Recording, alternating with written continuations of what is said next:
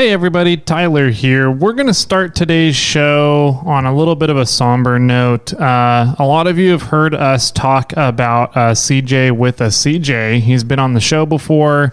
He's been over on Wheeling Wine and Whiskey. Really good buddy of everybody involved with the podcasts here. He was involved in a very unfortunate accident this last weekend, and he's essentially, long story short, I'm not going to get into the details here because he doesn't really want the GoFundMe up, but at the same time, he has a lot of medical bills that are piling up very quickly. He's got health insurance. He had med-flight insurance, medevac insurance for helicopter insurance. But however, there are kind of bills piling up in the meantime to take care of interim costs while he waits on insurance to cover stuff. So there is a GoFundMe for him. If you guys want to know a little bit more of the details of what happened, go check out the GoFundMe. We'll have it in the show notes for the next couple of months here.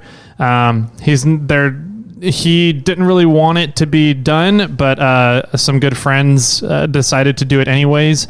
The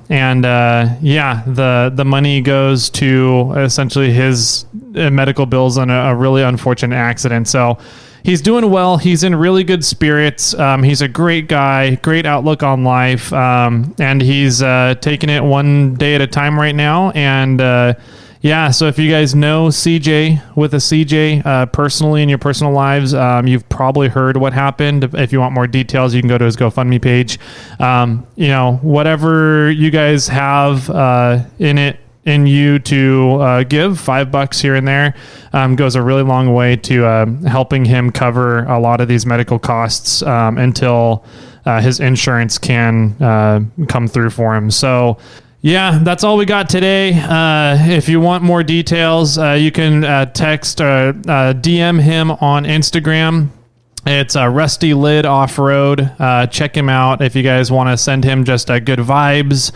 Like I said, he's in great spirits and he will recover, but it's going to be a long road to recovery here. So thanks for listening. That's all we're going to do for the beginning of this episode. Hopefully you guys enjoy the show.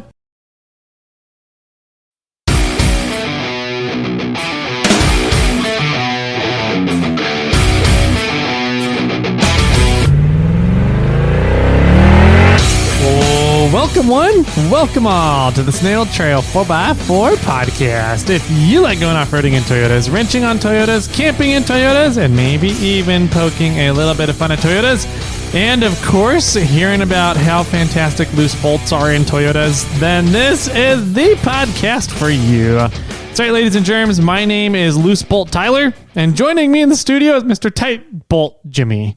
Mr. Tight Bolt Jimmy, how are you doing? I'm doing well. Thanks for asking. Yeah, man. Mr. Loose Bolt. That's me. I got a bucket of loose bolts upstairs. Congratulations. Worked hard for those, man. Oh yeah. You know, I have a tub of random assortment of bolts, and most of those are from when I put something back together and there's a leftover bolt. Oh yeah. Yeah, it goes into that bin. So you're missing bolt Jimmy. Yeah, maybe. The whole bin of missing bolt Jimmys. That's funny. Yeah, I just end up having a big old box of extra random hardware because I just buy too much hardware. That's not bad. Yeah. That's not a bad place to be. Yeah. Unfortunately, it's just all mismatched. So I have no clue what size everything are. Instead of trying to figure out what size they are, I just go buy more hardware. Yeah. I had aspirations to building a hardware store style storage bin for bolts and having it organized, but there's a lot of bolts. That's a lot of reality sets in to your aspirations. Once you start figuring it out, you're like, that's a lot of work. Well, it's not necessarily the work. It's just a lot of space to some extent, because it's like lengths, widths, and threads, and they're all different. And so, and then probably some standards and metric versions in there too. Yeah. And it's just, you go to like an Ace Hardware or Home Depot or something, and they just have a whole row dedicated to hardware. And it's like, I don't have that space to do that. I do think that to some extent it'd be nice to have some of the common ones separated. But yeah, I never got around to that. Yeah, if you're working on Toyotas, you just need M8 by 125 and M10 by 1.5. Pretty much. So that'll get you 90% of your rig built. Yeah, almost. Yeah, probably 50% for sure. But yeah, I mean, on our rigs, we have some bigger hardware out there for sure. Mm-hmm. Thinking of shackles in particular. Yeah, those are.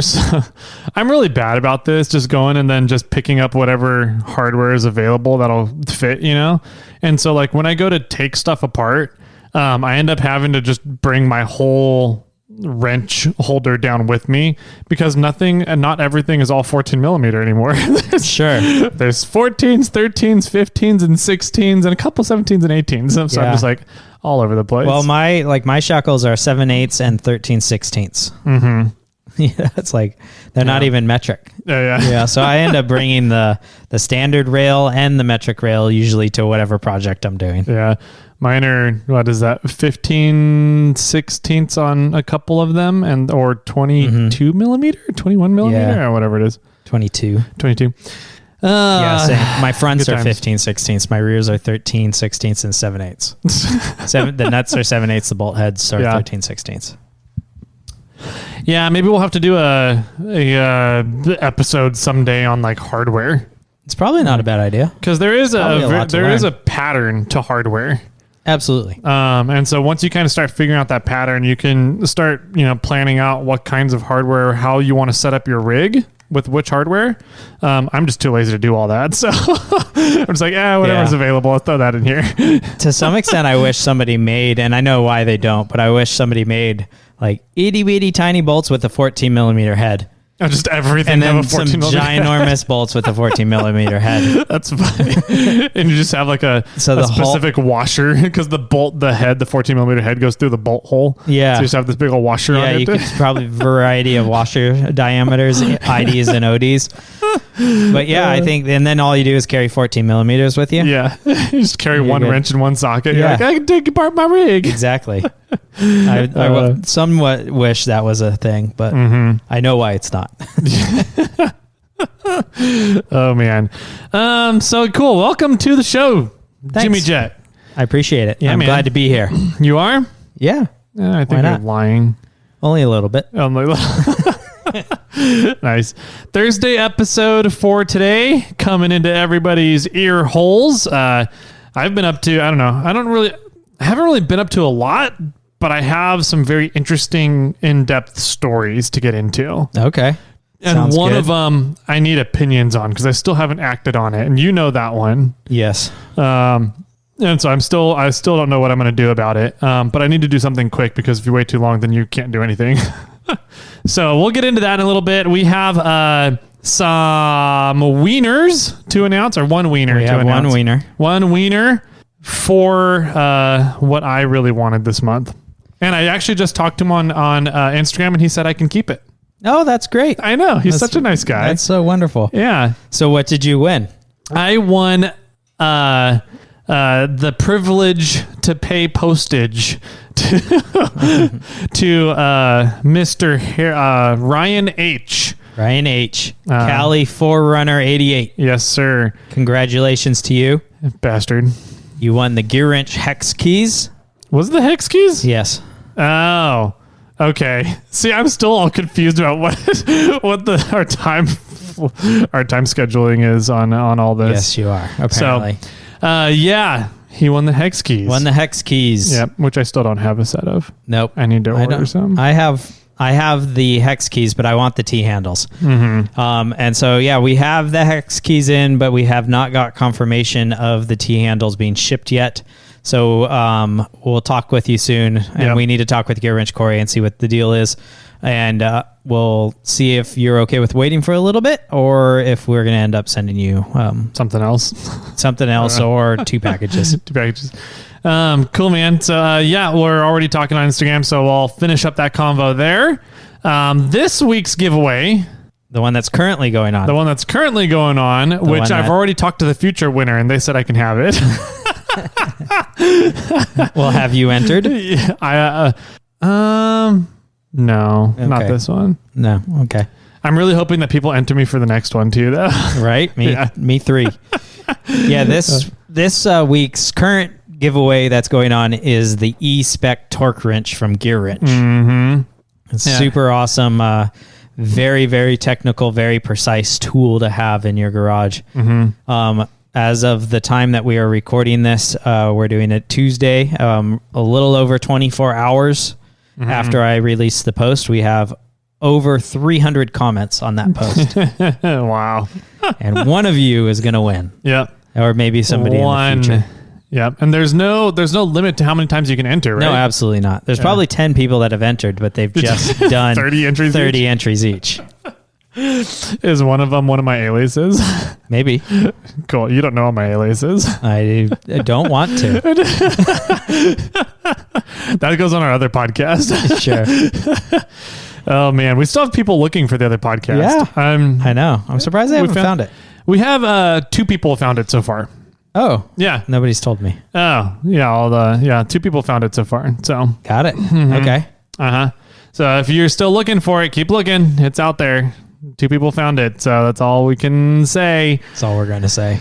Let's see. So we have the E-Spec torque wrench going on for this month, and that thing is just. I mean, we mentioned kind of like how it keeps track of all the torque specs. It connects to a computer via Bluetooth, and there's software you can load on your computer, and it will keep track of every torque spec in a database, right? Every time you tighten the wrench, the max you tighten it to, it knows that torque, and then it'll upload it to the computer. Exactly. So this is literally like one of the torque wrenches that airplane manufacturers are using to ensure everything. So well, I think GW Corey said that this was primarily influenced because of their work with Boeing and how they are recording every torque that the engine gets to in that engine bay. Yeah, it's really impressive. So really cool, really beautiful piece of hardware and software. Very well thought out, very well designed. So we get to give one away. Yeah, absolutely. Another thing I didn't think about, but somebody else said, I was reading through some of the comments on Gear Wrench's website, is that you can pre-program the settings on the computer also. So you don't have to use the little tiny screen. That's really nice. Yeah, on the torque wrench. You can pre-program everything on the computer and then upload it to the wrench. That's interesting. We had somebody over at the Morphlate warehouse this morning demoing a piece of equipment for us, and it can do the same thing. Nice. So there's an app you can pull up on your phone. You can change all the settings of the device. Oh, cool. Yeah. That's awesome. Which is another reason why it's so much. It's so expensive. Exactly. But yeah, that's really neat because there's a lot of settings on that torque wrench, and it can be a little interesting trying to manage all the settings from that little screen on the torque wrench. So that's a really nice feature. I agree. Yeah, it's a really nice torque wrench. Yeah, it is. So we got that going on this week. In order to enter, make sure you guys are going over to Snail Trail 4x4 on Instagram. There's a post with the picture of the E-Spec torque wrench. You just need to comment on that post and tag 3 friends, 2 friends, 3 friends, and then follow Snail Trail 4x4 and Gear Wrench Tools. Yep, that's it. That's it. Easy peasy. Enter as many times as you want. Yep, so we got that one going on. And then, of course, we have the month-long giveaway for the Snail Squad. Explicit only to the Snail Squad. So you got to be in on the $10 tier on the Snail Squad to get an entry into the month-long giveaway. And you can do that over on irate4x4.com and then scroll down and go into the Snail Trail 4x4 forum. And then if you're on a computer, right side of the forum is all your payment options. If you're on a mobile device, bottom of the page is all your payment options. Yep. So and then it tells you the 5, 10, and 10. It stops at 10. Yeah. Options. Our $20 tier is currently closed. So just sign up for that $10 tier right there. Yep. And you're getting entered in for the 5 EVA foam trays that Gear Wrench makes. The sockets, the extension and additional features for wrenches, I guess. I don't know how you want to... Accessories. There's a better word for it. The bolt biter sets and the standard and metric wrenches, which come in standard and stubby lengths. Correct. Well, standard length. So. Regular length and stubby length. Yeah. Except the stubbies will be just blank pieces there. So you get to, it's kind of like those quarter collection maps. Yeah, exactly. Yeah, the states quarters, the quarters of the states. You kind of get to fill it in with your own quarters, your own stubbies. So you get to fill it in with your own stubbies. Exactly. So, yeah. So if you get in for that giveaway over on Irate 4x4. Awesome. So Tool Month is coming to a close here. We have about a week left. So we got one more giveaway next week. And then the month-long giveaway comes to a close at the end of that week as well. So make sure if you guys are still interested in winning some really bitchin' tools from Gear Wrench, and I think they're all from Gear Wrench this time, right? All of them. There's no Crescent this time? Yep. So if you're looking for some really cool tools from Gear Wrench, make sure that you are following along here for the last week of Tool Month. Let's see. Next month is in that box over there. We'll talk about that next week, I think. I don't know. I think we're going to have some other plans going on next week. Yeah, next week's sort of a hodgepodge of schedules for us. So we need to figure it out. We don't know what's going to happen. Also, I don't know if we're going to be even able to announce the winner on Thursday's episode next week because of travels that we have going on. But we'll do our best to keep everything standard and synced as we normally do. Something maybe the Thursday episode is going to come out a day late. I don't know what's going to happen, but we'll see. Yeah, we have a plan to make the release schedule stay on schedule, but no guarantees for next week. So essentially we're traveling Monday through Wednesday next week. So just keep an eye on your podcasting platform and make sure you're subscribed on your podcasting platform, and then your platform will let you know once the episode finally drops. Yeah, I did have somebody actually reach out to me and say, did you guys stop? It only shows 297 episodes. Oh, really? Yeah. And so I had the conversation with them about being subscribed to the podcast. And if they're on iTunes, then iTunes only shows the most recent, like 300. The last 300, unless you're subscribed. Yeah. And so I'm not quite sure why it stopped for them at 297. Yeah. And so, so I think that there's, if you're only seeing so many episodes, you do need to subscribe to to the podcast. And I think that solved his problem. He wrote me back and he's like, oh, okay, yeah, I got it. I figured it out. So I hope that solved their problems, but just a PSA out there is once we get to over 300 episodes, things get interesting in the podcast scene. So make sure to just simply subscribe to us, and it'll show everything. It's the easiest way. I don't know if there's a whole lot of value that we get from people subscribing. It's mainly for your benefit. So it's not like reviews where we're bribing you guys to get reviews. Exactly. Do we want to go over reviews today? No, we've got some long stories. Okay. So we'll get into reviews later. Next month. Yeah, next month in July. We'll do birthdays and reviews and everything. Yeah, we'll have a nice long update episode after next week and all the shenanigans going on at the end of the month here. So cool. I was gonna say that's it. We do have I think we announced it on the last episode, compressors are in for Morphlade, so those are going out. If you have one ordered, just we have a lot of orders coming through, so hang tight, they're on their way. Excellent.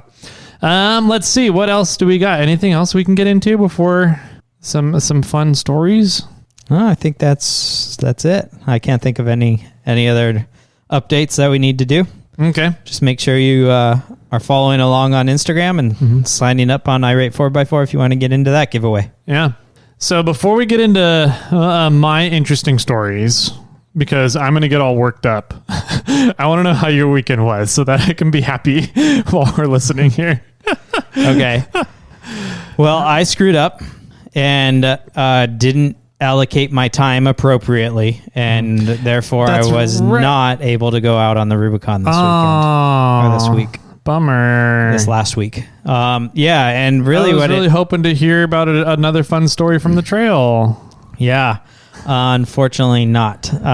Really what it came down to is I didn't allocate the appropriate amount of time to put my T-case together in regards to the RTV. The RTV, drying and curing. Yep. Yeah. I thought I had all paper gaskets, and I didn't. Oh, no. I had one for the mounting the T case to the adapter plate. Okay. Didn't come with a paper gasket. Interesting. Okay. And so I really made the call that it was more important to put my T case together appropriately than run out on a Rubicon trip and possibly have the oil and things break down the RTV and have a somewhat of a leak sometime in the future. So did you essentially, did you RTV and just take the time to let it properly cure, or are you waiting to get a paper gasket and put it in there? No, I RTV'd it and gave it the appropriate time to cure. Gotcha. The problem was the appropriate time for it to cure fell over into when my departure time was supposed to be. And that didn't even solve the fact that, I still needed to put it up in the rig. I still needed to add oil to it. I still needed to... put the drive shafts on. Put the drive shafts on. Put the skid plate or the cross member. Cross member up there and shifters all in, and so so it pretty much halted putting the rig together. Yeah, for the most part. So I called it. I told told them that, hey, I'm sorry, I'm not going to make it. And which was a bummer, but it sounded like they had a great time nevertheless. And that's good. They made it through fine. I messaged them and I was like, because I was sort of supposed to be their trail lead unofficially.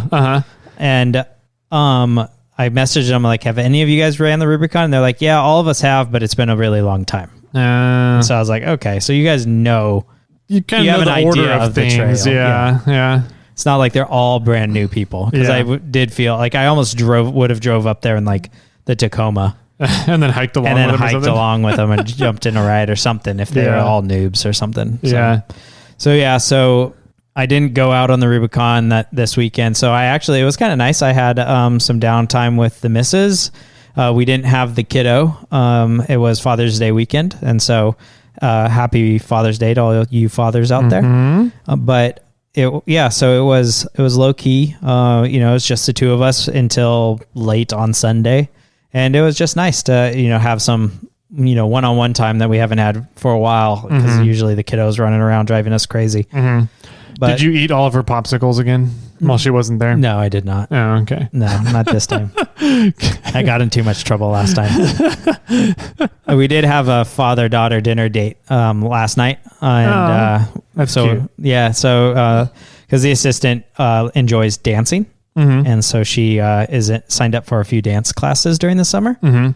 And she went out and did some dancing, but it is pretty much right at dinner time kind of a scenario. And so, I took the mini assistant out and we went and had dinner, and then we went and had froyo. And then that was a mistake because there was a lot of sugar in that froyo, and it was hard to put her to bed. She was just bouncing, like literally kicking her feet, like swimming in her bed on her sheets and going, I have too much energy. I can't go to sleep. Like, no, you just need to settle down. So that's when you just balance it out with some bennies. Yeah. Some Benadryl. Okay. Not Ben and Jerry's. Okay. Yeah, got Benadryl. It. Yeah. No, I was just going to, tie her down so that she can't get out of bed or something. But I didn't think that was legal. Yeah. CPS may not be too fond of that one. No. So I didn't do it. She got to bed eventually, but. Okay. So we went on a hike on Saturday. Where'd you guys go? We went to Empire Mine. Oh, okay. Yeah. I've never been there. Wait, Empire Mine in Grass Valley? Okay. So, okay. But we didn't do the tourist thing. There you have a whole property sort of on the other side of the highway with a whole bunch of paths and trails out there. And we just, hiked away from the visitor center up the highway a little bit, like 0.2 miles. And then the trail crosses the highway, which out there, it's like a 2-lane road that is a highway. And then we did pretty much like a 3.9 mile hike. Okay. Just out there in the grasses and trees, and it just was a really nice overhang, low key. We wanted to get a good hike in before the weather turned hot, and it actually sprinkled on us on the hike while we were out there. But it was a good time. We just something to do on the weekend to get out and go do together. So that was a lot of fun.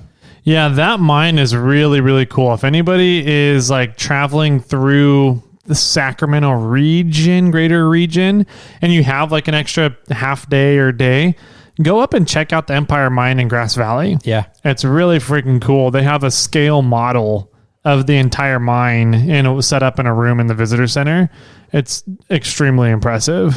Yeah, we didn't even go in the visitor center. So we, I do want to go back up there with the mini assistant and just kind of see it. If I would, don't quote me on this, but they said it was the first mine in California.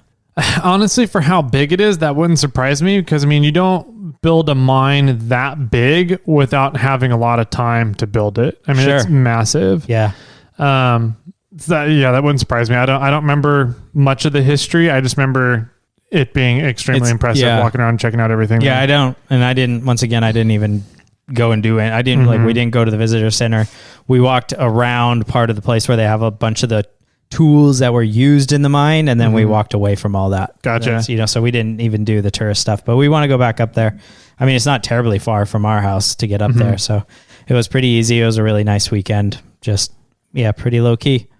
So yeah, really cool region. A ton of really neat gold mining history up in just the whole Grass Valley area, right? Grass Valley, Highway 20, all that stuff. Well, any of just the Sierra Nevadas, like the foothills of the Sierra Nevadas, from Grass Valley down to Placerville, across that foothill range is, that's where gold was discovered out in that area. And a lot of history of gold mining throughout the Sierra Nevadas, including Meadow Lake. Which Summit City that, had thousands and thousands of people up at it.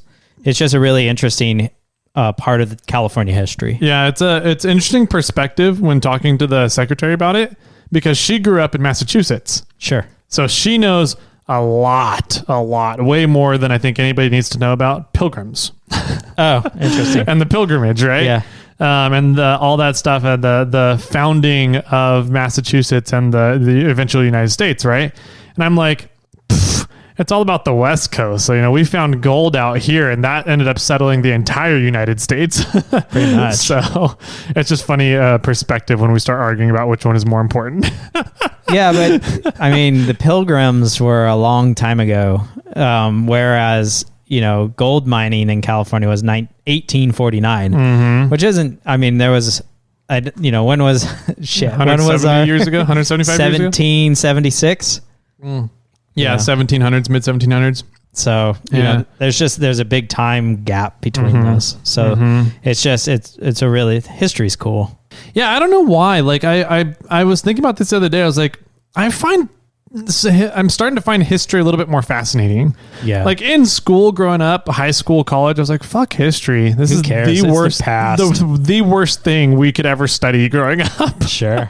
Like now that I'm older, I'm like, oh, that's really cool. How did that happen? And blah, blah, blah, blah. And why did this happen? And when did this happen? And how did this occur? And what were the events that led up to this? And which goes into the whole counterculture stuff going on. So yeah, I don't even know how to tackle that, because like I think to some extent I agree with not memorializing stupid people, but at the same time I'm like, it's part of the history, and by taking and just eliminating them from history, I think is not the answer. And I'm like, I don't know what the answer is though. Yeah.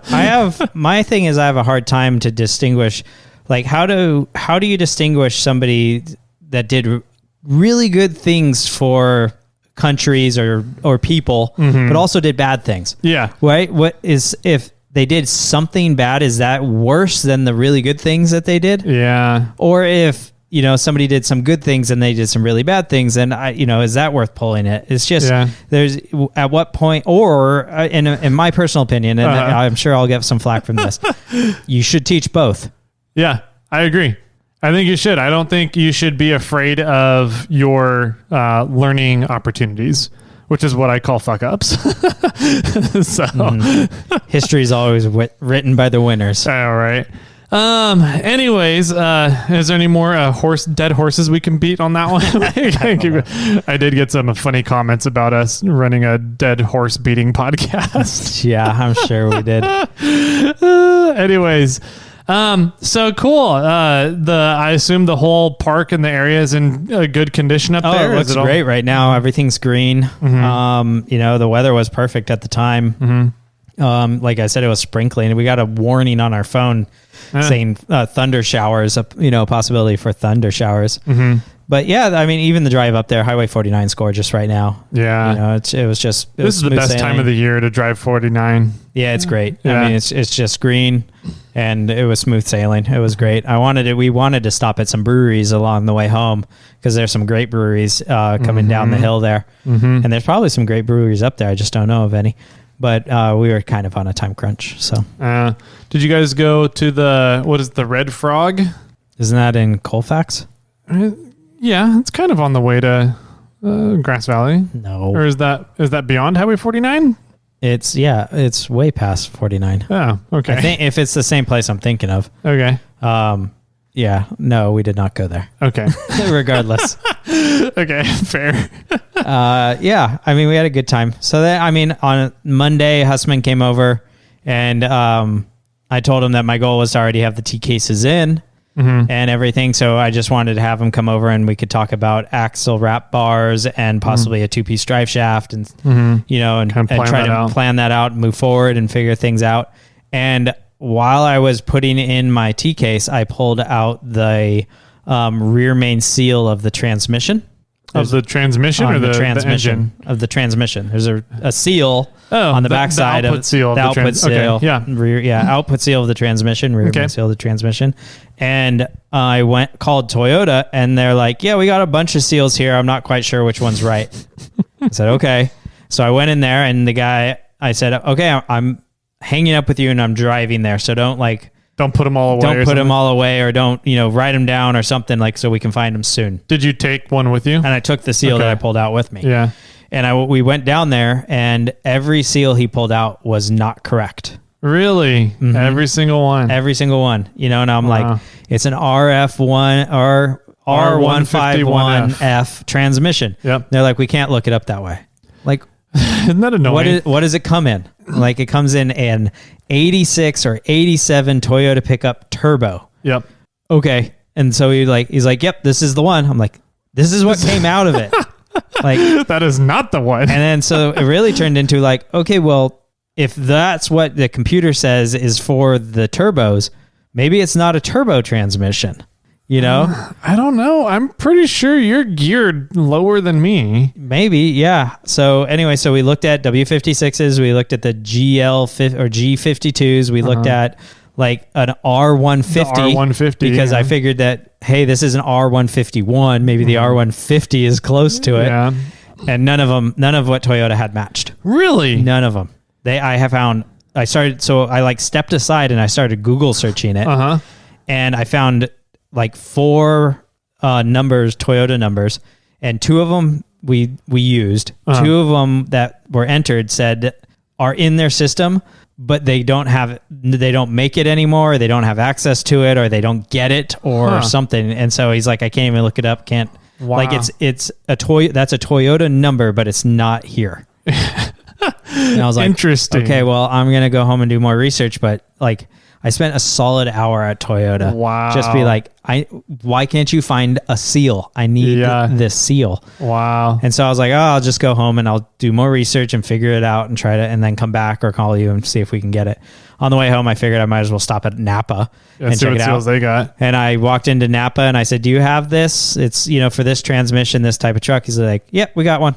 5 minutes later, I'm walking out of Napa with a seal. And it was the correct one? Yep, same exact thing. No shit. Yep. What?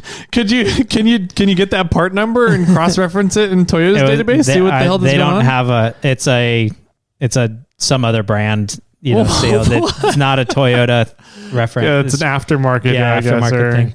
So wow. Yeah. Interesting. Like, how ridiculous is this? Like Toyota doesn't have the part, couldn't find the part, and I walk into Napa and then walk out in 5 minutes. 5 minutes, they got it all. Yeah. Interesting.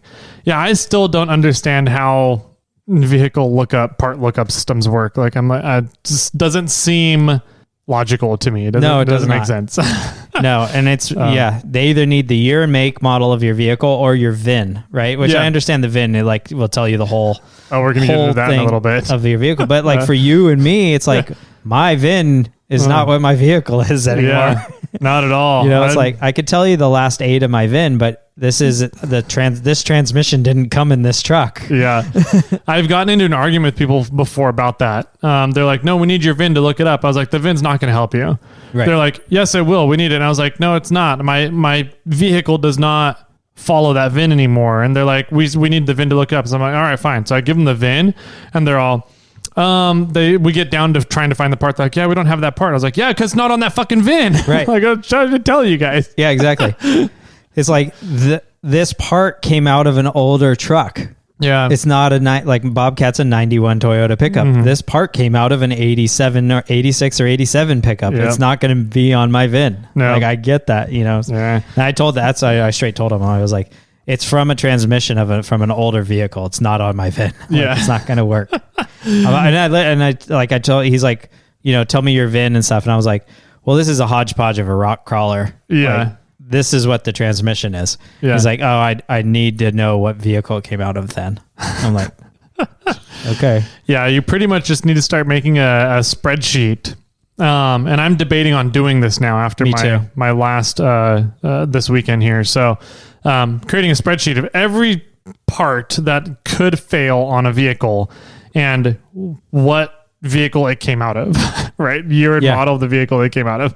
Yeah, I had this problem a while ago with my disc brakes. I wanted to get new disc brakes. Mm-hmm. And I assumed from when I did my solid axle swap that I took the independent disc brakes, the rotors, off of my truck and used those as the rotors on the solid axle. Mm-hmm. Well, that wasn't the case. Yeah. Yeah, and I was like, it took me a while to figure out that, okay, rotors probably came with the kit. You know, and then I looked back at what came with the kit and they're FJ40 rotors. Oh, okay. And I'm like, oh, okay. And so then I went and ordered FJ40 rotors. So, but yeah, it's for the same exact reason, like you're saying. I need to write down on a spreadsheet where my rotors came from. Yep. They come from an FJ40 such and such a year. Yep. You know, and the transmission came from that. And then under the transmission, the Napa part number for the rear output seal. Yeah, right. And just, you know, it's going to be the snowball of every single part on my truck eventually. But eventually you'll go like, I need this part. And you'll be able to look up in your spreadsheet and be like, oh, hey, it's this one. Here's the part number I need. I need to go to Napa and I need to order part 1, 2, 3, 4. Yeah. Okay. Yep. Yeah, I definitely need to do something like that. So, yeah. I heard, so speaking of Hussman coming over Monday, I heard that he was getting in the way a lot on Sunday. Oh, yeah. Yeah, I didn't talk about that. Saturday morning. Before the hike. So before the hike, it would have just been better to not have him there? Absolutely. Okay, that makes sense. So on Saturday morning, Hussman and I went into pick and pull, and we pulled out, an LZ9. Yes, for all of our international listeners. Yes.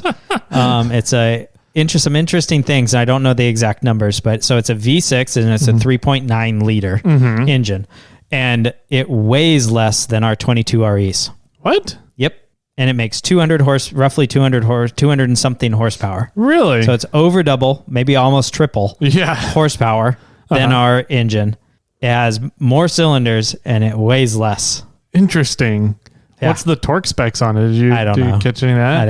I don't know. I'm sure we could Google it. Yeah. Right now, Brian Murphy could probably figure it out for us. But yeah, it was pulled from a Chevy Impala. It was pulled from an Impala. Yeah. And it was pretty easily pulling for the most part. Mm-hmm. We were trying to pull it out just the engine, but we couldn't get the engine and the transmission separated inside of the engine bay.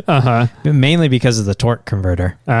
Okay. And so we just then fell back to, well, let's just pull the transmission too.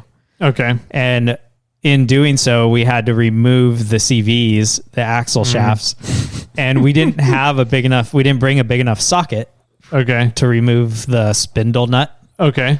So did you take all the CVs with it too? No, we ended up popping the CVs out, disconnecting them.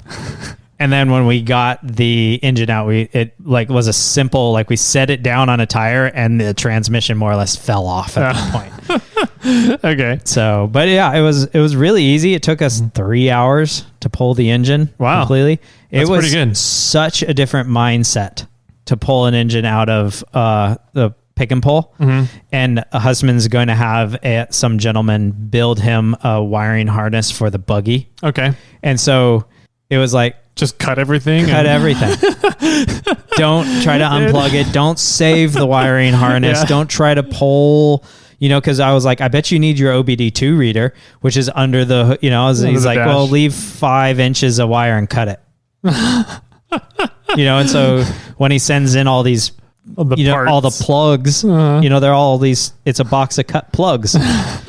But the guy knows what plug goes where and how to set it all up and everything. But yeah, it was just a completely different mindset. It was like, oh, I can't get the radiator hose off. Well, just cut it. Cut it then, yeah. And it was us trying, I guess while he was there, he spoke to the guy that was going to build the harness. Okay. And Husman said, it's a completely different way of us removing a motor. Like typically we're like step by step labeling everything, pulling one plug off at a time, labeling positions, doing it very meticulously. And this time we're like, cut it, pull it, yank it, grab it, whatever. Just get this fucker out of here. Twist it. Yeah. Bump it. Yeah. And so it was in a way, it was fun to pull the engine that way. Okay. It was like, who cares? Let's just get it out of there. And it would have been a lot less time because we were ready to pull the engine like within probably an hour and a half to 2 hours. And then we struggled pulling the engine for quite a while. And then we're like, well, let's pull the transmission too. Okay. And then that took us a little longer, but it was fun. It was pretty cool. I've never pulled an engine out at pick and pull, and had to deal with that logistics of pick and pull and their big old A-frame thing that they have, and their engine hoists and what you're allowed to do. And they charge everything. Like they charge you money for the block, they charge you money for the head, they charge you money for the alternator, they charge you money for the water pump, they charge you money for every part that is on the engine is an additional charge. But they don't do that for axles? I don't like every time I've talked to a pick and pull place about an axle, like the whole housing and everything, they're like, oh no, we can only sell you the entire rear end. We cannot sell you just a third member. Interesting. Or just the axle shafts or something. I was like, well, it kind of sucks. I just want the third member. Yeah. No, I don't. I'm not sure about that. I've never tried. Okay. But yeah, in this case, because I think what people can do is they can go in and pull an alternator and that's all they need. Okay. And so, so everything added up and it was fairly cheap. It was a few hundred, like $300 something. Wow. For was an it engine. Half off day? No. No, not at all. I was wearing a shirt. Yeah. Got it. No, it was, and that's what I was shocked too. It's like a few $100s and now you got this really nice engine. Yeah. So, and then what was kind of cool is like one car behind it, one car left was more or less the same engine, but it was a 3.5 liter, but it had a supercharger on it. And I was kind of like, ooh, not that'd a turbo, be fun. Is a supercharger? Supercharger. Oh, yeah. Okay. I was like, I don't get like, yeah, that one probably has more horsepower, but this one would sound better. This one makes blowy noises. Exactly. No, that's turbo. Oh, true. So it makes a whining noise. Yep. I want like that Mad Max gear to gear noise. That thing was cool. Nice. So cool. It sounds like you had a fun, eventful weekend, though. Yeah, it was a good weekend. You got a lot in there. Yeah, it went pretty well. Once I got the seal, everything went together on the T cases, put it all up and in. But unfortunately, because of the hour I spent at Toyota, I was farther behind than where I expected to be. So when husband showed up, I was still putting things together. But so is Bobcat back together then? Almost. Okay. What do I need to do? So I need to put on the front drive shaft. I need to put oil in the T cases. I need to build a rear brake line. Okay. I think that might be it. There's probably a few other small things that I need to take care of or address. But everything's there. It's all like, if I built the rear brake line, I could probably, and put fluid in it, I could probably just drive it down the road now. Okay. Yeah. Cool. Cause we got a wheeling trip coming up here. Yep. A lot quicker than you and I thought it was. For the most part. Yeah. Yeah. Yeah. And, Yeah, you're pretty much almost set, ready to go. Almost. Yeah. That's my goal tomorrow is to button everything up. Nice. Okay. Yeah, because not only am I traveling on Monday, Tuesday, Wednesday, but I am also camping Friday, Saturday, and Sunday. So you're going to be gone Friday, Saturday, Sunday, Monday, Tuesday, Wednesday. Mm-hmm. Wow. Did you hire some help for snail armor while you're gone? No, I'm just going to put a notice.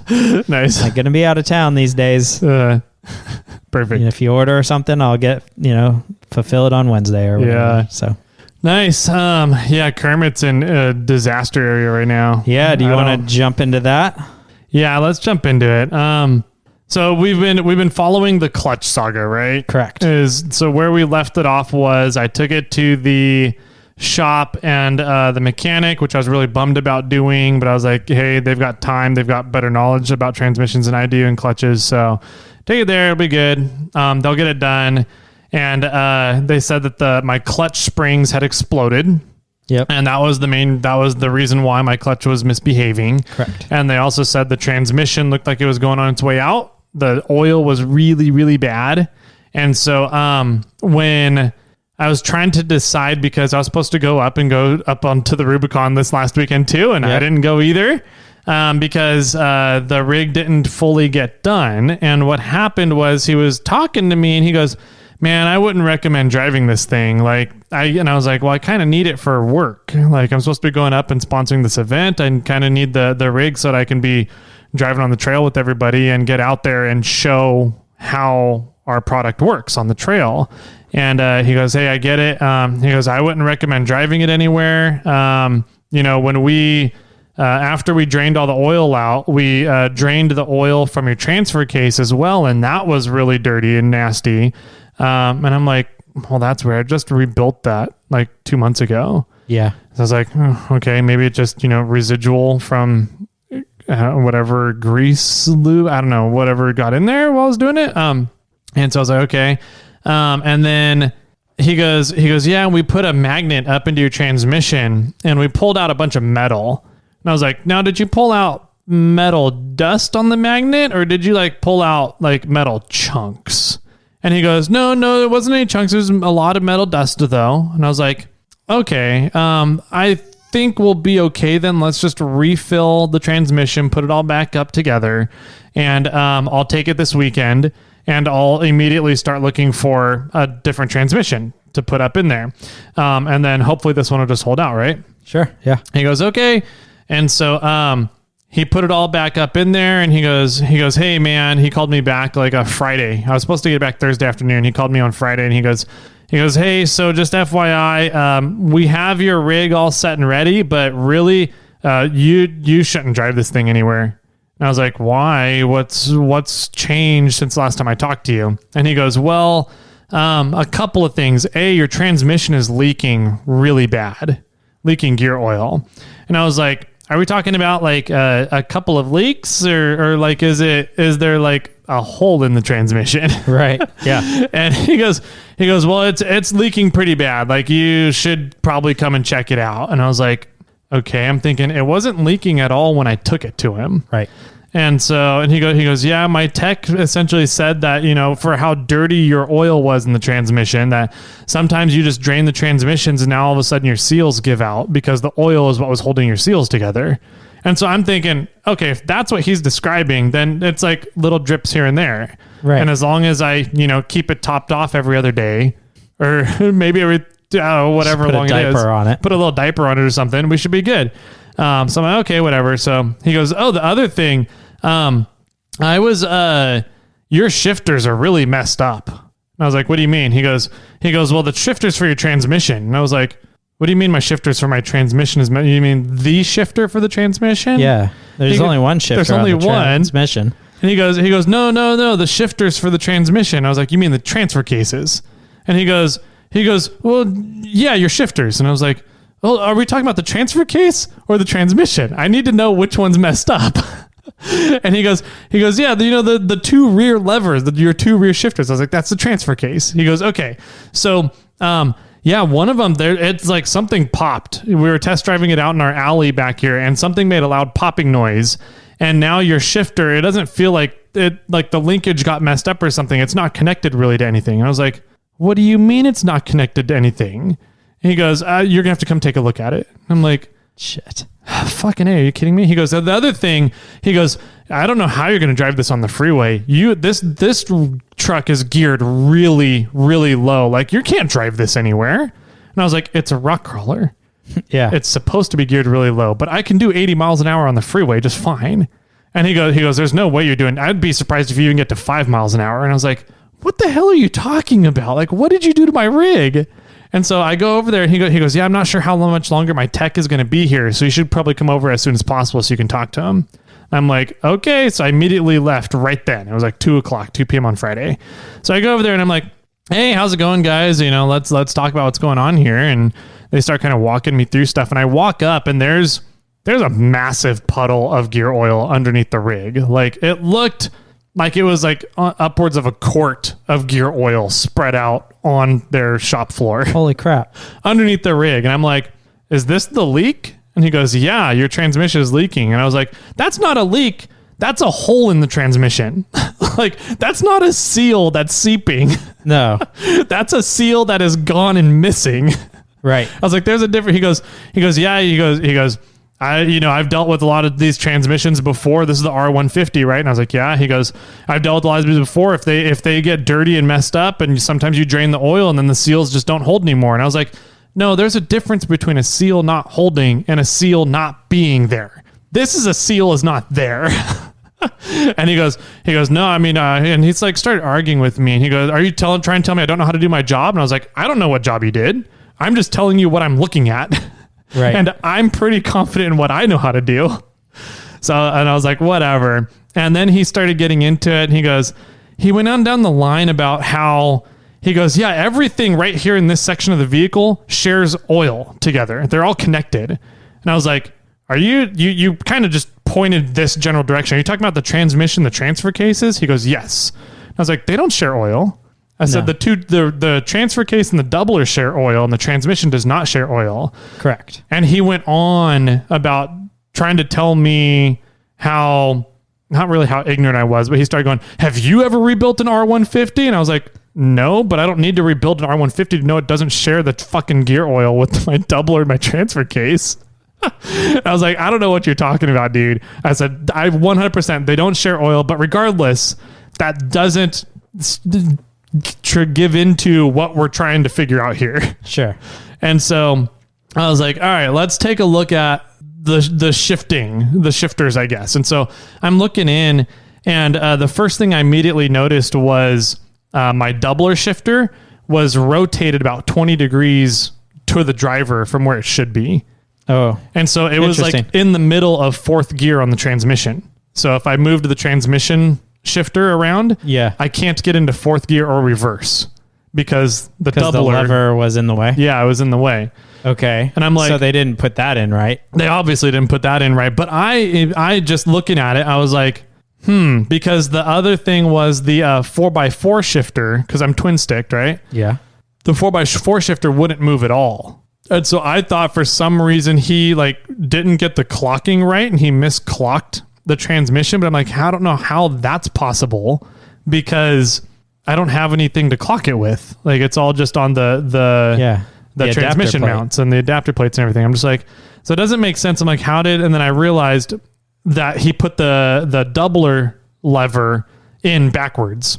So the throw of the lever was off to the incorrect side.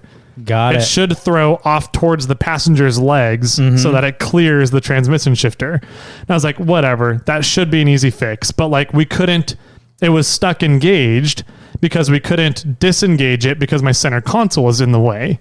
And so the doubler is stuck in engaged, right? 2.28 to 1. Yep. So that's engaged. And then the 4x4 is stuck engaged, and we couldn't figure out why it was stuck engaged. And then the 4.7 gear was completely not attached to anything. You could just flop the lever back and forth, the shifter. And I'm like, and so I was like, did you make sure you got the shifters into the shift rails? And he goes, yeah. And I was like, because it's really easy to mess with the twin stick and with the J shifter, it is really easy to mess that up in the Toyota cases. If you don't get the shift rails lined up just right, and then the shifters lined up just right as you're putting in the shifters, it's very easy to mess up. People do it a lot. And I was like, you probably just didn't get the shifters lined up in the shift rails properly. And he goes, no, I've done these all the time. I know what I'm doing. And I was like, so if they are lined up in the shift rails, then you guys broke my freshly rebuilt transfer case. And he goes, well, I don't know if we'd go that far. And I was like, you told me you were out driving it and there was a loud popping noise and then you no longer had usage of that shifter. Those were your words. Yeah. He goes, I'm not sure. I just don't know. And I was like, okay, whatever. I was like, anything else going on? And I'm like looking around. They didn't finish putting together the center console. Like there was just a lot of stuff unfinished with it. And they probably didn't get it finished because I showed up so quickly, but I also showed up so quickly because he was like, my tech is going to be leaving soon. Sure. You should get down here. Yeah. And so would they have finished? If you didn't get down there so soon, would they have buttoned it all together? Before 5, maybe. Yeah. Probably. Because you asked for it even a day earlier. Yeah, I asked for it on Thursday afternoon. So turns out the reason why that took so long was because when I dropped it off, they asked me what drivetrain I had in there because they're like, what year's your vehicle? I said 94 4Runner. And they're okay, cool. And I was like, but there's nothing really left on it that's a 94 4Runner. So if you guys need to know what parts are for stuff, call me. I know what vehicles, what year and models and vehicles everything came out of. Yeah. And she goes, okay, we just need to know what the drivetrain is then. And I was like, do you need to know what the drivetrain is refereed as or what vehicles they came out of? And she goes, oh, just whatever they're registered as. What's the VIN plate on it? And I said, okay, it's registered as 97 Tacoma. And that's what's in there. And she goes, okay, cool. And wrote that down. Apparently the 3.4 liter engine and the R150 transmission, the R150 transmission has 2 different versions. Oh. So there's the 3 liter R150 and the 3.4 liter R150. The 3.4 liter R150 has a different bolt pattern on the back of it for the transfer case because that's the transfer case that dropped to the driver's side. So the bolt patterns are different. Otherwise, it matches up to the bell housing correctly. Oh, interesting. Yeah. So if you get a 3.0 transmission R150, it'll match up to the bell housing matches up to the 3.4, but the output of the transmission will go into gear-driven T-cases. Exactly. Oh, that's sweet. Yeah. Okay. And that's what you have. Yep. And that's what I have. So I do have an adapter plate on the back of my transmission into my RF1A crawl box. So I'm not sure if it bolts directly up. I'd have to, I'm sure there's adapter plates or something. I don't know. I got to look at that better. But the big problem he was having was the clutch that I got was for a 97 Tacoma. I got the Trail Gear 1600 pound HD clutch, and they couldn't get it to fit on my flywheel. Okay. And so they took my flywheel off because it was a little scraped up from the old clutch springs that damaged it, and they resurfaced it and put it back on, and they couldn't get my clutch to fit to the flywheel. The bolt holes wouldn't line up great. And so he said that he drove around and tried 10 different clutches on Thursday for 97 Tacomas, trying to find a clutch that would fit to the flywheel. Okay. And what he ended up doing was he swapped out the flywheel he got a 97 Tacoma flywheel that bolted up to the 3.4 engine just fine. And then the clutch bolted to the flywheel just fine after that. Got it. So he goes, man, I don't know what's going on, but we were having a hell of a time trying to get something. And here's what we did to make it work. And I was like, well, the block of the engine is technically out of an 01 Tacoma. And he goes, oh, well, is that flywheel out of the same Tacoma? I said, I don't know, honestly. Probably. And he goes, well then, yeah, we need to know that next time. I was like, I told you guys to call me and ask if you had parts questions. And you never did. So, anyways, they did the rear main seal, the pilot bearing, seal, throwout bearing, flywheel, and clutch. So they did all that. And that seems all pretty good. I did find a bolt on the clutch that didn't have a washer on it. Like they just kind of threw it in and didn't put a washer on it. But I'm like, that's being nitpicky in my opinion. So, but anyways, so I'm picking up the runner and I'm like, okay, I can't use this weekend. Like I literally can't drive it because it's stuck in 230 to 1. Right. So I drove it there. I drove it there, and B, it wasn't leaking at all. And I pick it up and it has a massive leak out of the transmission and I can't drive it. So I have to tow it home now. And I'm like, man, I paid $1,700 for this. Yeah. I'm like, and granted, the clutch feels like it's working great. Like the clutch feels awesome. Not going to lie. I think he did the clutch really well. But like when he was just reassembling the drivetrain, I'm like, what all did he fuck up? What did they mess up? Yeah. And so I was like, I now have to look into it. A, I need to drop the transmission anyways to figure out what's leaking. And B, I need to figure out why I'm stuck in low. And so I went home Friday and cleaned up the garage. And in order to clean up the garage, I had to build a base for the shop press, the 20-ton press, because I wanted it to roll around like Yours and Husman's does. Mm-hmm. So I built the base Friday night and then cleaned up the garage Saturday morning, moved Kermit into the garage Saturday morning and started working on him Saturday evening. And what I did Saturday evening was I drained all the fluid. Well, first of all, to get Kermit home, you drove to my house. That's right. And picked up the trailer. Yes. So that you could take the trailer back down there to drive Kermit up onto the trailer. Yep. And bring it all the way back. Yep. So is there a big old oil spot on my trailer now? Yeah. Anytime, buddy. I'm just trying to keep the hardwood deck nice and moisturized. Perfect. Yeah. So I did that. Then Saturday I had to go up to Loon Lake to drop off the prize donations for the Highlanders poker run that I was sponsoring. So I drove up there in the F-150, got back down home, and then I started calling around for transmissions, and I called Ori. Oh yeah. Yeah. So our buddy 83 Ricky Bobby, I called Ori and he goes, yeah, my buddy's got 2 of them and they should be in really good condition. Nice. Okay. I was like, sweet. Now, is there any way I can get one today? He goes, let me check. So he ended up making it happen. He went over to his buddies, picked it up. So then I drove up to Ori's. Wow. And picked up a new, to me, R150, 3-liter R150. And did you go to the Red Frog while you were up there? I didn't, but I drove by it and I was like, I wish I had time to go in. Yeah. It's not really close to Grass Valley. Okay. Even though I think Ori lives in Grass Valley, I think technically. Maybe that's why. I don't know. So anyways, got back down. So I drove around 6.5 hours on Saturday and then finished cleaning the garage, pulled Kermit into the garage, drained the transmission and the transfer cases. How'd the oils look? Transmission looked great. It looked like the oil in the transmission had been replaced within 24, 48 hours and not really driven at all. Okay. The transfer cases were very, very dirty oil. There is no way in hell they refilled the transfer cases in the past week with oil. Okay, got it. So they didn't even dig into the T cases. I don't think they opened up the transfer cases at all. It wasn't really their assignment. It wasn't. But the guy said that they drained it and looked at the gears in the transfer case. Yeah, because they share the same oil. And I think that's what happened was they drained the transmission. They were like, oh yeah, we drained your transfer cases because they share oil. And I'm like, okay, whatever. You didn't. You didn't. You totally did not drain the oil in the T cases. So drain the oil in T cases. Those actually look pretty good. So they were a little dark, but there wasn't really any metal in it at all. So transfer cases are holding up great after 2 months. And I pulled the shifters off, drive shafts off, and then I loosened the skid plate, and then I was like, I'm done for the day. I need to go relax for a little bit. So I started Sunday morning. After that, after I pulled all that off, I was like, I'm really going to do this job. I need the right tools.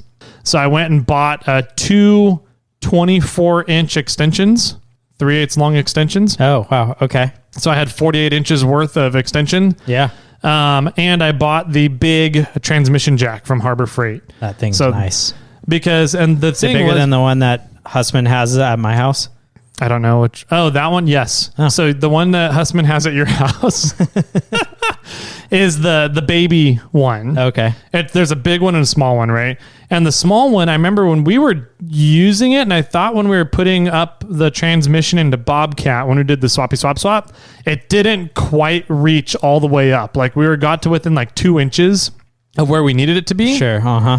Yeah. And so then we had to lift it the rest of the way and get it all lined up ourselves. So I was looking at that and I was like, the max throw on the transmission jack was like 22 inches. And I was like, I'm pretty sure I need to go like 24 inches, 25 maybe. Got it. So I was like, so you bought the big boy. I'm going to go with the big one. It goes 32 inches. I was like, I'll be fine there. So I got the big boy and dropped the transmission, the front case and the rear case all in one go. And it handled it great. I had it all out of there within, I think, about 3 hours. Oh, sweet. And then started disassembling everything, right? Okay. Turns out they had the shifters in all completely wrong. The rear case, they didn't line up the shifters in the shift rail. The front case, it was in backwards. And then the transmission shifter was the transmission shifter. You can't really mess that one up. Yeah. Well, you can not get it in the hole. I guess you can, yeah. So that was the problem. And they probably didn't, and they could not put the little silicone cap thing cap on there, whatever it is. Delron cap. Yeah. So yeah, that was why the rig was stuck in double low, was the shifters are in incorrectly. So I was like, okay, not a huge deal, but their tech should know about this. Sure. So as I was going through it all. So did the shifter for the 4-wheel drive look broken? One of those popped. It popped and nothing was broken. Oh. So the shifter probably just popped out of the rail. It popped out of the rail, yeah. Got it.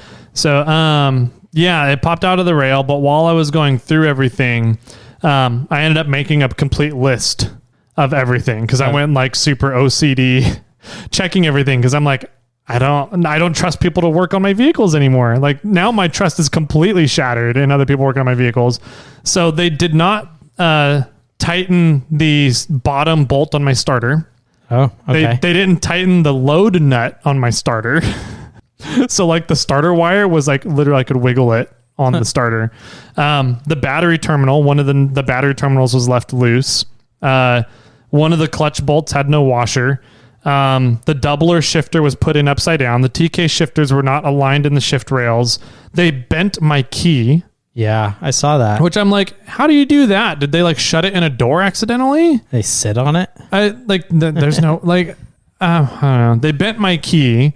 They bent my USB charger that's in my center console area, which is my Mob Armor one. I'm like, that one's like $70, you guys. Yeah. Did the T cases even get drained? Question mark. Which no. I don't think they did. And they bent my vehicle speed sensor that goes into the tail housing of the transfer case. Really? Yeah. So when you put my transfer case and everything back up under the rig, my like parking brake lever, which there doesn't. Oh, they tried telling me that there's something wrong with my parking brake, and I was like, yeah, there's no parking brake. And they're like, no, your parking brake is engaged. There was some resistance as we were rolling around. I was like, that's impossible. There's literally no parking brake on this rig. They're like, no, but your parking brake was engaged. There was drag on the drivetrain. I was like, well, it wasn't my fucking parking brake. Did you get up and look at my rear axle?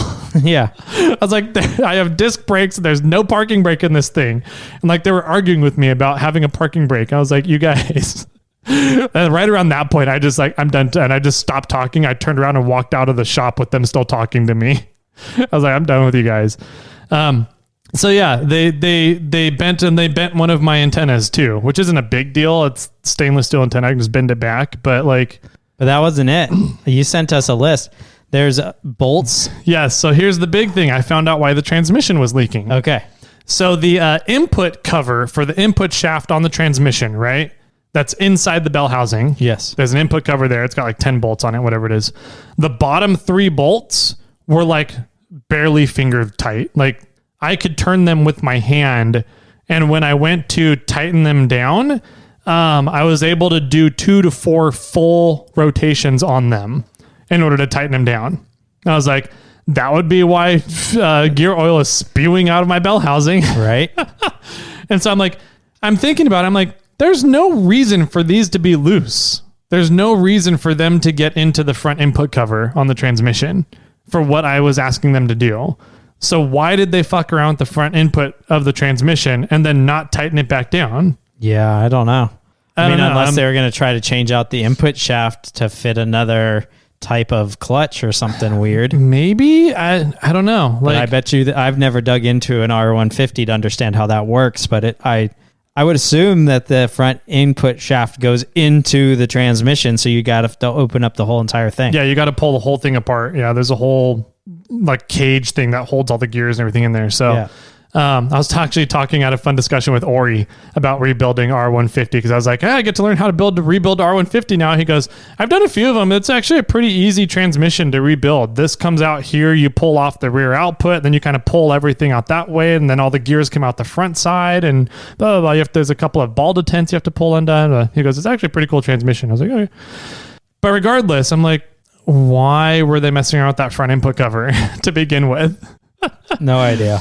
And I'm just like, I don't know. And so I've got everything ready to put back up in the rig. I ended up pulling the dual cases off of the transmission and the bell housing off because I had to put that on the new transmission, right?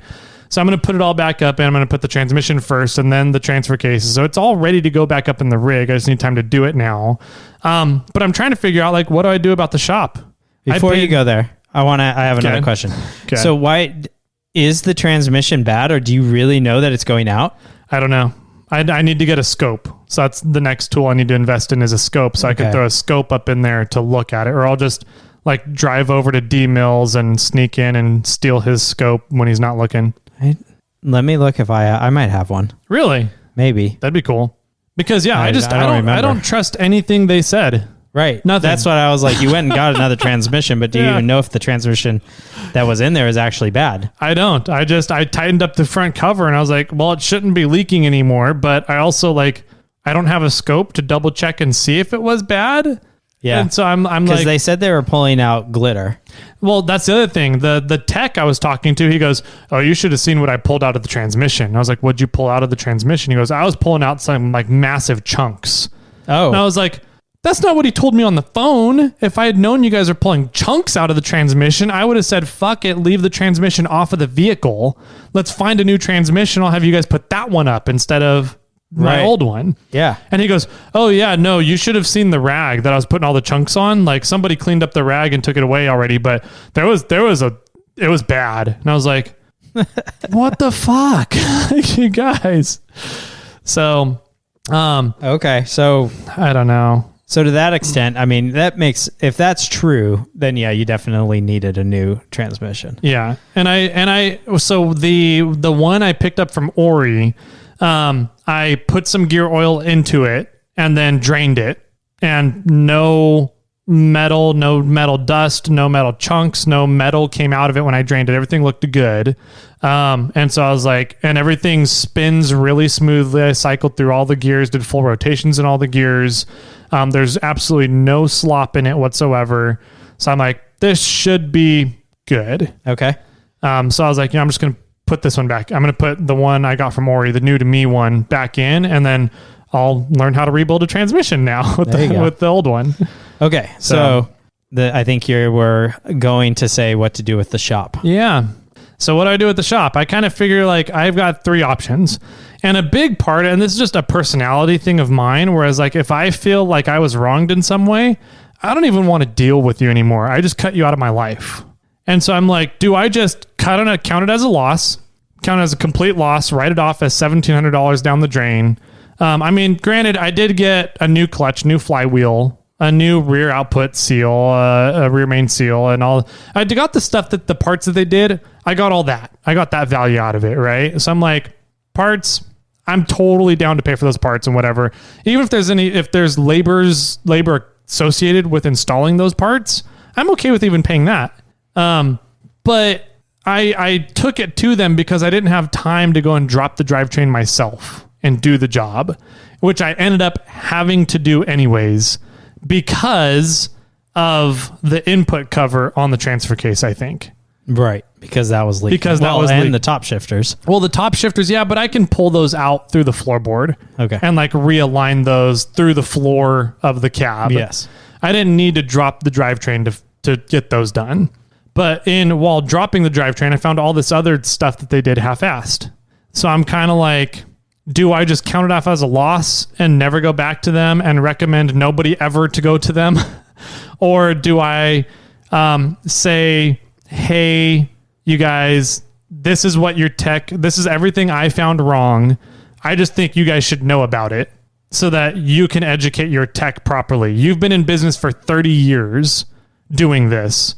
I would think you would know how to piece together parts on a car better, But, 30 years in a shop, here's what I found wrong.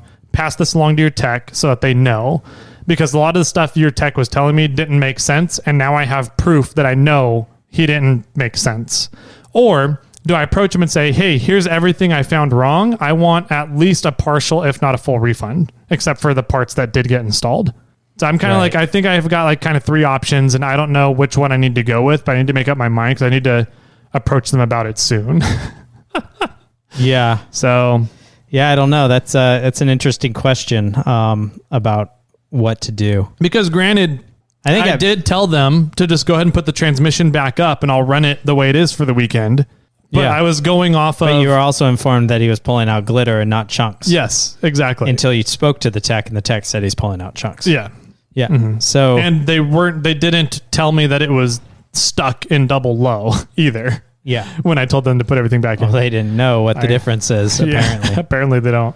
Yeah, I don't know. I think you were kind of proposing it out to some of our listeners about how do you deal with shops that might have wronged you or done something like this, and what would you guys do in this scenario?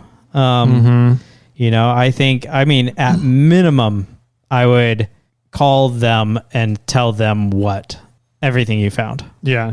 At minimum. I think I owe that to them too, and I want to do that for the educational purpose, right? I want them to know, hey, look, you didn't drain the oil; they aren't connected.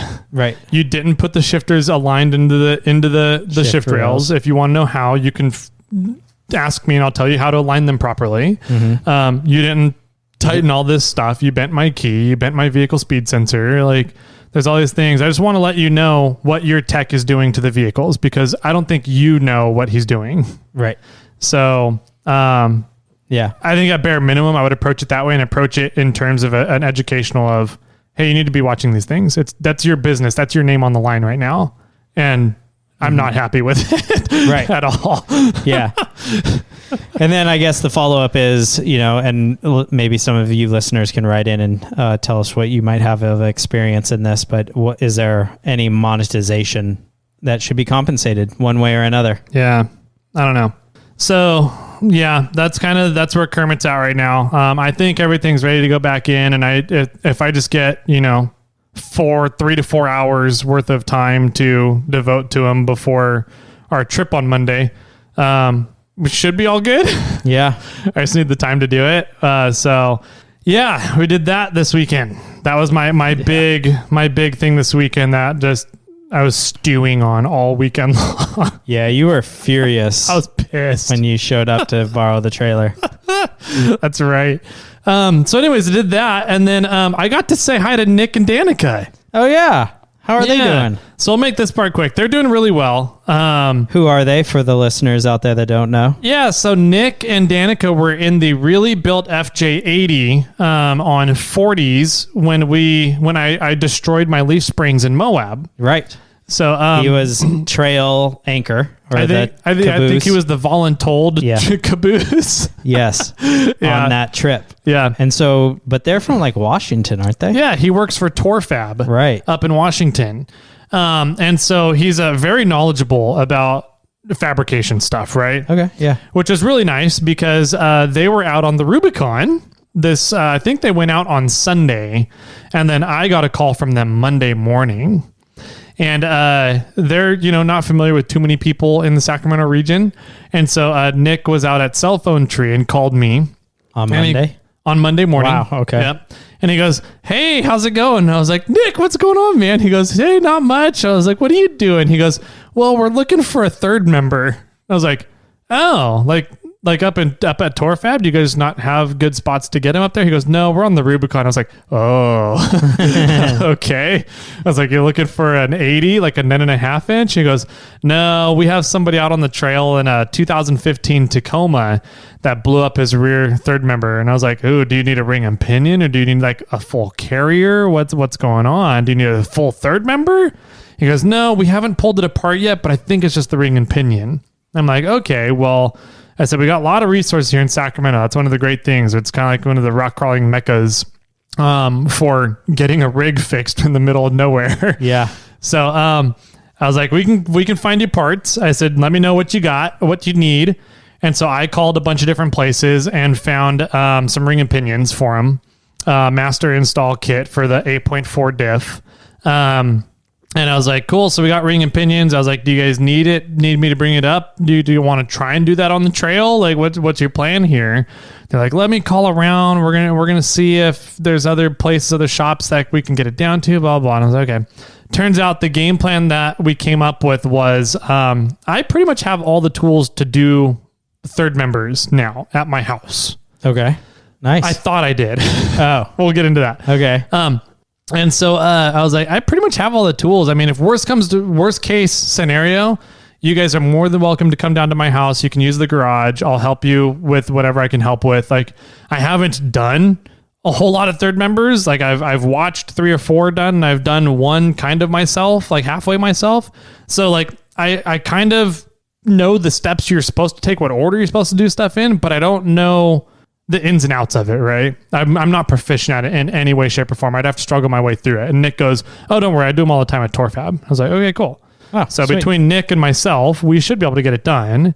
So I was like, yeah, worst case scenario, bring it on down. We'll make a late evening out of it and get him back up and running. The only downside is I'm all the way down at the other end of Sacramento from where the Rubicon is. That's a long way to drive his truck and 2-wheel drive on the front. And they're all, well, we can't even really do that because we can't pull the third member because it's a semi-float axle. And I said, oh, that's right. So they towed it.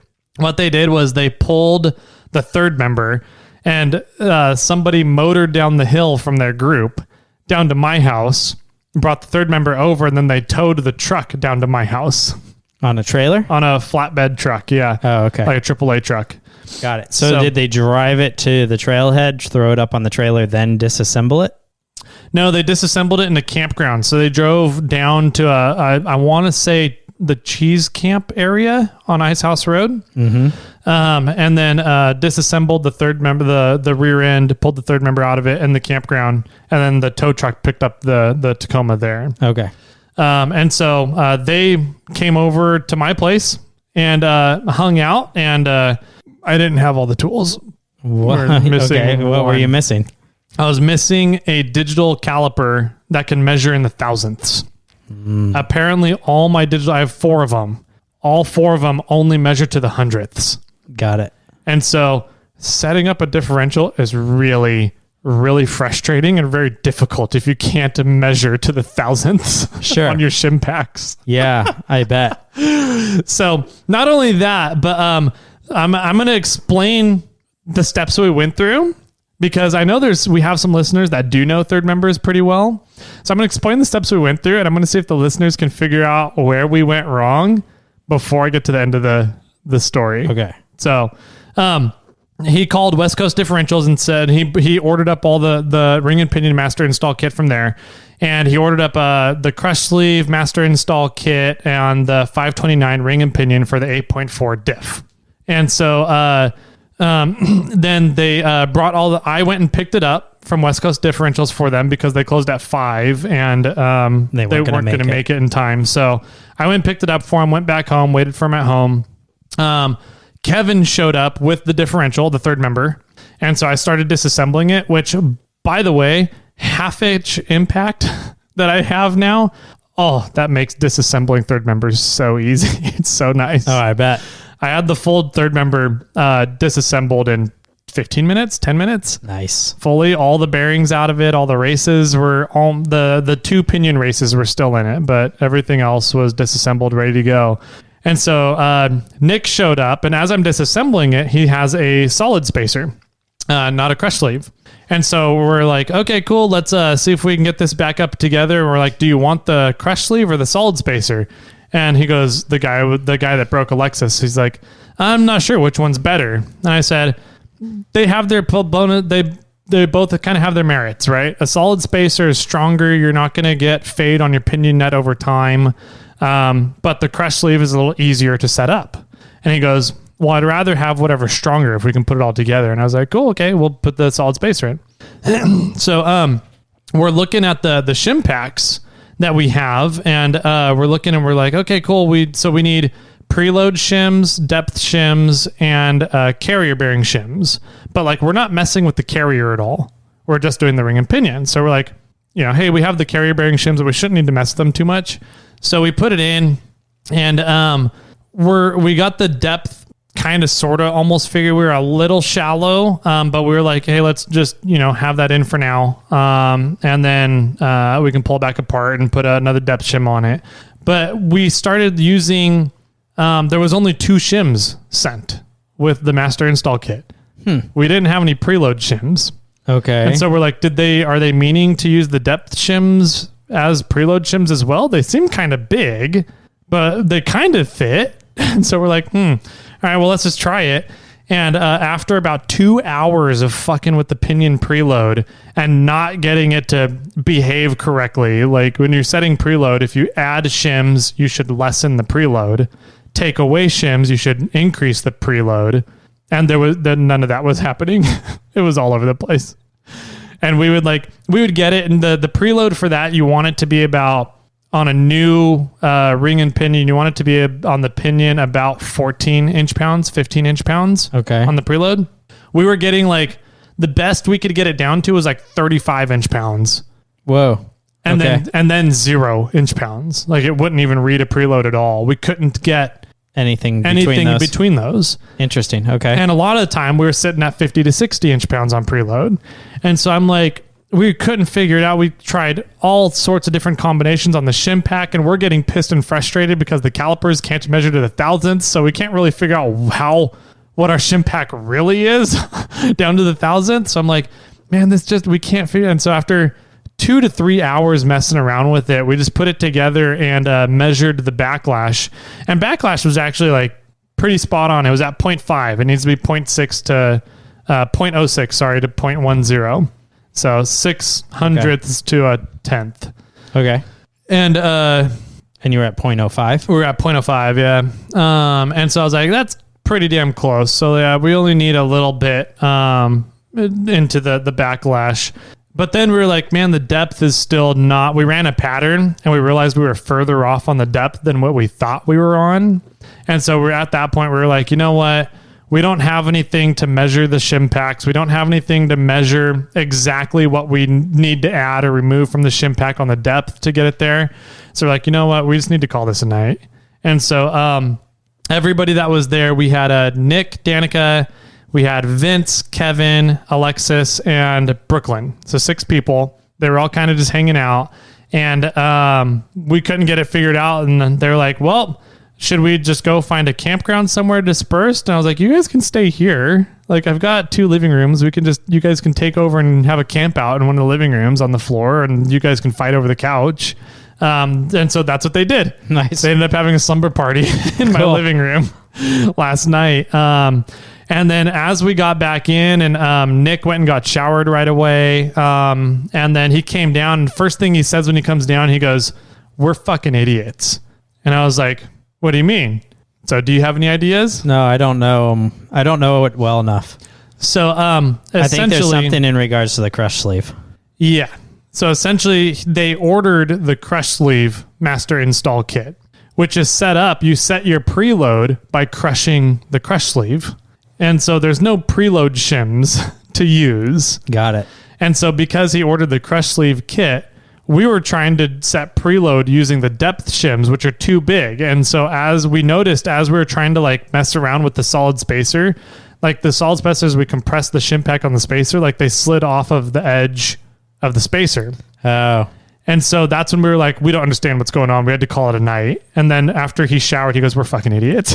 Yeah. I was like, what? He goes, we needed to set it up with the crush sleeve because we didn't order the solid spacer kit. And I was like, why does that make a difference? He goes, because you need the shims in order to set the preload if you have a solid spacer. And I was like, oh my God, we're idiots. And I was like, well, that, and I was like, even if we used the crush sleeve, I don't have a jig to put the third member in to hold it tight so that you can crush the sleeve. I mean, you got to tighten that thing to 300 to 400 foot-pounds sometimes to get it started to crush. Unless you put it in the press to get it going a little bit. Yep. But I was like, that's dangerous. I don't want to crush it in the press. We can get it going in the press, but right. We still need something to hold the third member to get the preload set correctly. I was like, it's 11:30 at night. I've got 2-inch square tubing and some angle iron. We can make a jig real quick and throw it into the receiver hitch on Kermit and then use that to set the preload and put the third member together. And he was just like, I'm so out of it. And everybody was like, no, we're just done. We've had a really long day. They broke on Sunday. Oh, geez. Spent the night at Little Sluice on Monday, and then brought everything down the hill to me. And so they're like, you know what? We're just going to call it a day. They ended up taking the third member to West Coast Differentials this morning, dropped it off. West Coast Diff said they'll have it done by Thursday. So they took Alexis and his girlfriend, Brooklyn, put them into other people's cars, and they all went up and ran the trail.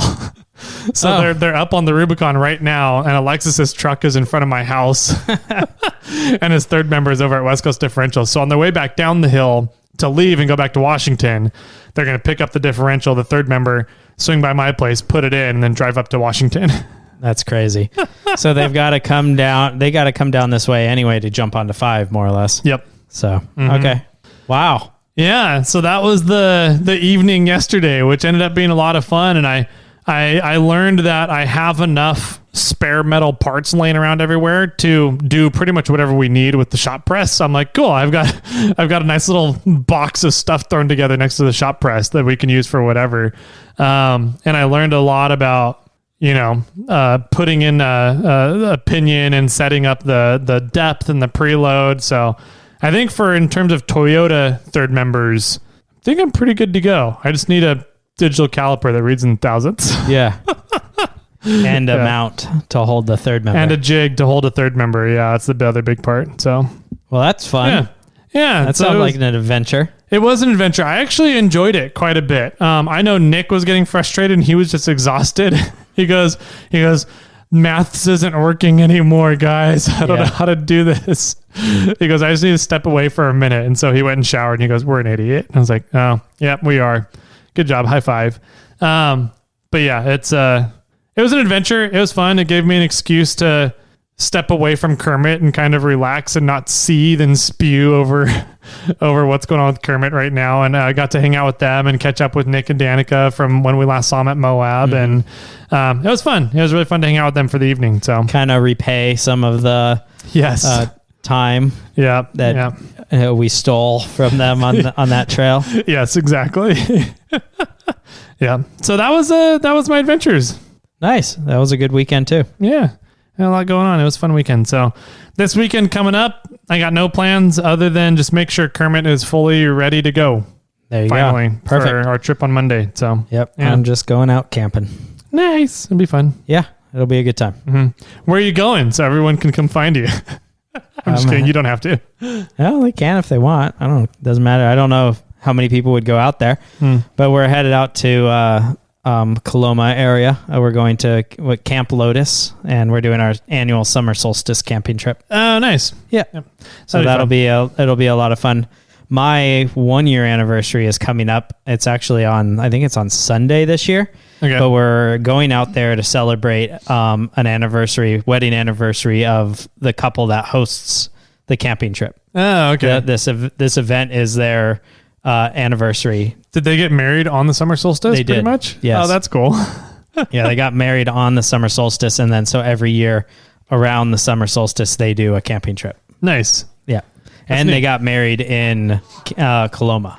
Oh, did they get married at that campground or not at Camp Lotus? They got married at the fancy, ritzy, nice spot in Coloma, the one with the cabins. Yeah, across the bridge. Mm-hmm. Yeah, they got married there. Gotcha. That's right. Troublemaker, right? I don't know the rapid names. Okay, I only know Barking Dog because it's right down from our camp spot. But pretty much they hang out way too late and party way too hard, and the hosts at the fancy place said, you guys can't come back next year. Oh, that's funny. So then they started going to Camp Lotus, and it's way more their speed and what they enjoy doing, and we kind of take over like a whole wing of that campground. Yeah, and it's ours, and we can be a little bit noisier. We still are respectful to ours, and especially now that there's kiddos running around, that we're a lot more respectful to time and how loud we could be. Nice. Yeah. Well, cool. That'll be fun. I know that campground very, very well. I pretty much lived in that campground each summer for like 5 years. Yeah, there's a whole upper level that a bunch of raft guides live there. That was me. And to some extent, there's a spot on the lower level, like a group camp. There's a couple of them down there. That a lot of rapid people live there too. Yeah. Yeah, no, it's a really cool place. The owners are really awesome. Charlie's the new owner now. And God, I haven't seen him in years. So come on up. I'll bring Kermit for a test drive out there. There you go. And say hi to everybody. Go swim in for the day. Yeah. Water is always cold though. Yeah, it's great. It flows out of the bottom of the dam upstream. So it's always 55 degrees year round. Pretty much. Yeah. Yeah. And it's interesting because they they have flow times, right? So there's a point at which the river rises like a solid 2 feet vertical. Yep. You know, and you're just like, oh, time to go swimming. Here come the rafters. Yep. You know, and so we can, and we'll sit. I've said the story years, in past, but we'll sit there with, squirt guns and everything in our rafts, and like, hey, the Forest Service people wanted us to tell you something. Yeah. And they're like, oh, okay. And they come paddling over, and then we pull out squirt guns and just blast them. And all the rafters, that's what the rafters are out there, not to try to stay dry. No. So. Yeah, you're in the wrong hobby if you're trying to stay dry whitewater rafting. Exactly. Yeah.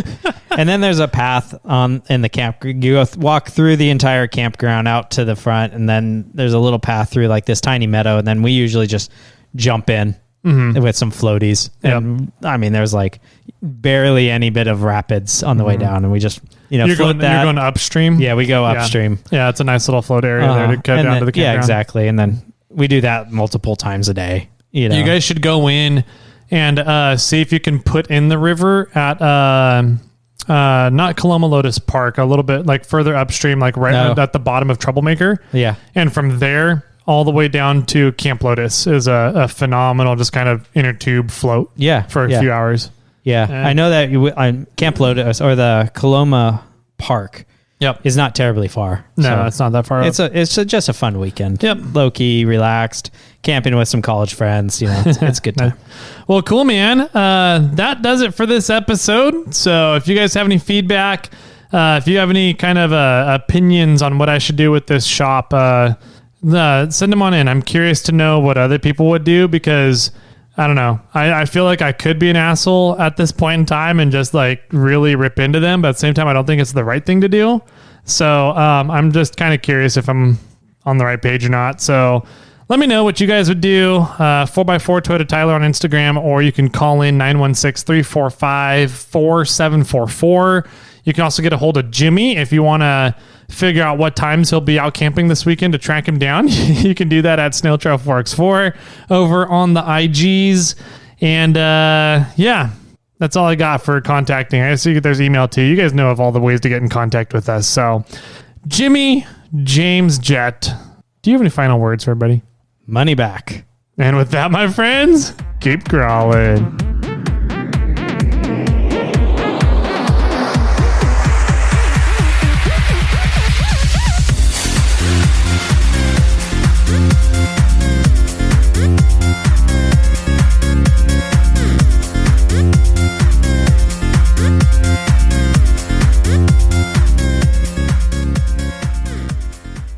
I got one for you. Oh, okay. What is blue and does not weigh very much? A pen. Light blue. Oh. No? Nothing? Okay. No. No. No.